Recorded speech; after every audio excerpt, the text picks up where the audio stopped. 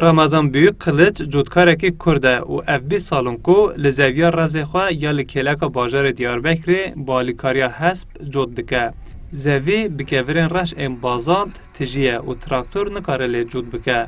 Ji ber vê yekê Ramazan Büyük Kılıç bi malbata xwe re bi hespê xwe boz zeviyê dikêle û binê her darekê mêwê bi baldarî dikole. Li gorî gotinên cotkarên navborî bereketa axa ku kevirên volkanîk di nav de ye zêdetir e. Ji xwe re pê hespê xwe ew dikim yanî cotê xwe pê dikim bona vê rez ez xwedî dikim. Pê derim malê tê pê vê erdê xwe dajom. Erd kevirê yanî diyez pê hespê xwedî dikim yanî ew ke pê cotê xwe dikim ne. Ew carî jî yanî cotê hespê ji rez re baş e.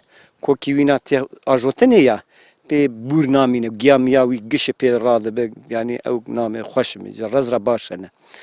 û haletî wî heye hemûdî wî heye pê ew dibe em haletê wa gîsîna wî wa cot dikin. Salê du sala carê em gîsîna wî çê dikin pê tûj dibe ki pê erd cot bibe.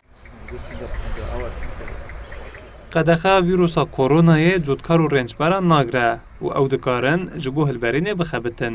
Da ku zincîra hilberînê qut nebe, Ramazan Büyük Kılıç li kêleka bajêr li pêşberî avahiyên Pazdeqetî hem roja xwe dikire û hem jî li ser 13 dûniman cotkariya organîk berdewam dike. Wan 20 sal ez navê rezê dajom.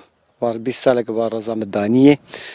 Dimsa me jê tê xwarmarina me jê tê zêde bem difroşin jî. Kiloyê 5 milyon em difroşin. Şîre, mewjî, tehnewî û em dibên xweşap ewkê têda heye vay heye yanî ne deh çeşît têda ewkê me heye mewê me qarişiq têda hene.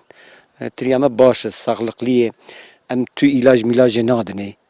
Yani bu xwe organîk dice erdê tê.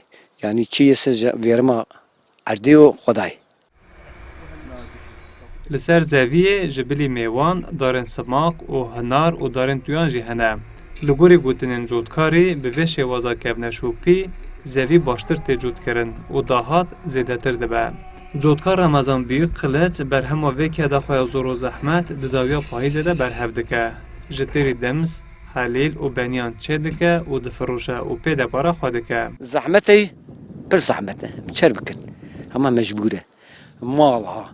Em viya jî ew nebike em çiftçînin. Yani îro em bên çiftçîtiyê em rez nekin, em genim najon, em cen najon, em nok najon, em tiştan najon sikamê çi geçima xwe bikin.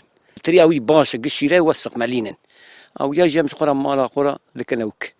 Dikin dimsê helaw dikin. Kesme çê dikin, em bastîq çê dikin, meşûra çê dikin. Ew yani zêdê xwe jî em difroşin ji xwe re.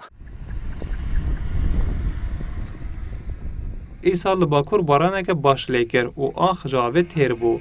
Cotkar Ramazan Büyük Kılıç dibêje, heger niha cot neke, dema dinê germ dibe ercî hişk dibe û nikare cot bike. Ji ber vê yekê tevî roja Ramazanê jî divê li rezê xwe cot bike.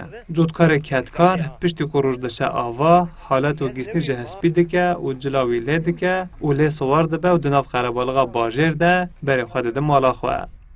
Hesen Kösen, Kurdistan 24, Diyarbekir.